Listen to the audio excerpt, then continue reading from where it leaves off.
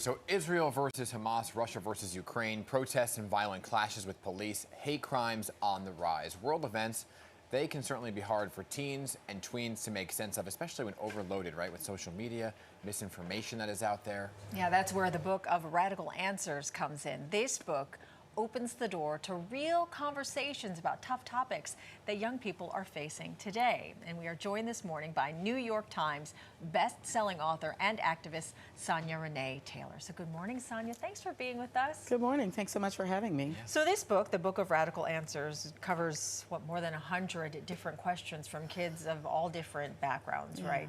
So what is different between what they're facing today, maybe compared to previous generations? I think you all touched on it in the intro. Like, social media makes us sort of focused on everything. You know, young people are inundated with way more information than I was as a young person.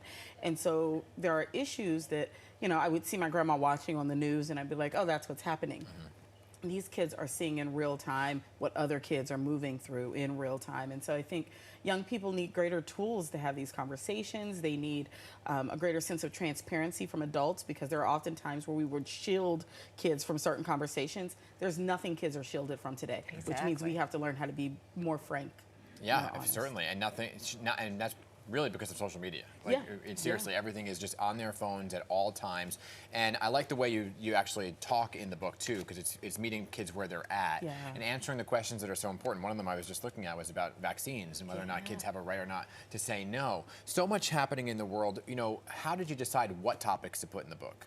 Well, when kids submitted questions from all over, and I just found that there were categories that made sense. Kids wanted to know about relationships. They wanted to know about their bodies. Sexuality. They wanted to know about family and God. They wanted to know about climate change. They wanted to know about the things that are the pressing conversations that are happening for all of us.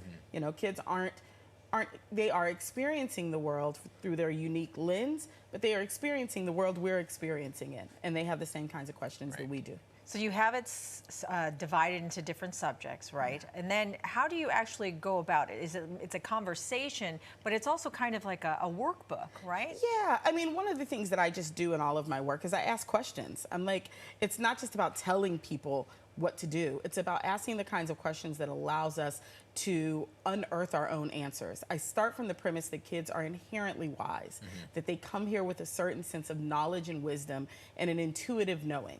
How do we get them to trust that, to listen to that, to allow that to guide them? And so the questions are designed to help kids be like, what do I know in my gut? How do I move from that? How do I trust that part of me? You know what I love about the way that you approach this book is when you're reading the answers, I feel like you're talking to me. Perfect. Right? And it's not like I'm just reading facts. Okay, here's what you do. I really feel like it is a conversation. Like I can hear you coming out of the pages. That's the goal. I want it to be like the auntie, because that's my role in life, is I'm like the auntie who all my friends send their kids to when they have questions they don't want to answer. Right. And so I was like, how do I talk to all the young people the way that I talk to the young people directly in my life, which is that I trust you, that I think you're brilliant, that I think that you can sort this out if you're given the right tools. How do I show up in that voice for young people? So what would you say is the age the kids should start reading this book? I think we start sort of 10 to 15, feels about right. If you are reading with an adult who's going to walk you through it, I think you could start at 8. Okay, so talk about, there's tools in the back of the book. Right, can you describe those? There's 10, I believe. Yeah, there are 10 tools for radical self-love. So the foundational sort of underpinning of this book is radical self-love is our inherent sense of worthiness and enoughness. And when we're inside of that worthiness and enoughness, that activates our intuitive wisdom. That's how we know that we are moving in the way that is aligned for us. And so the 10 tools are like, what are the things that I can do today to help me move from that radical self-love? And I tell people all the time, you could do every single tool. The last 2 are the most important. And tool number 9 is be in community. How do we get out of the story of isolation? How do we find our people? And so that we can practice these things together. And then tool number 10 is give yourself some grace. There's no idea that we have to be perfect, that we have to get it right all the time.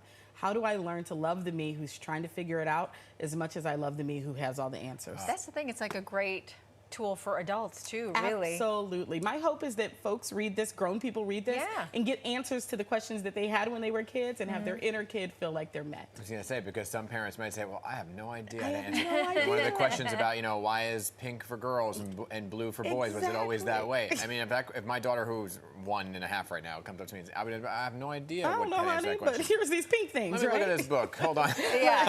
Page, whatever. Right. The other thing also is that when you're reading through this book and you see a question that maybe you might have had, you're like, you know what? I'm not alone. Exactly. And that you do feel like you're a part of a community. Exactly. My hope was that it's not just, it's for all the kids. And the truth is we all still have kids in us too that need some of these answers met. And so I'm hoping it does that for grown people too. Fascinating read, Sonya Renee Taylor. stuff. Thank you for being here. Thank you for what you're doing to help so many folks out. The Book of Radical Answers on sale wherever books are sold. Great to see you. Thank you.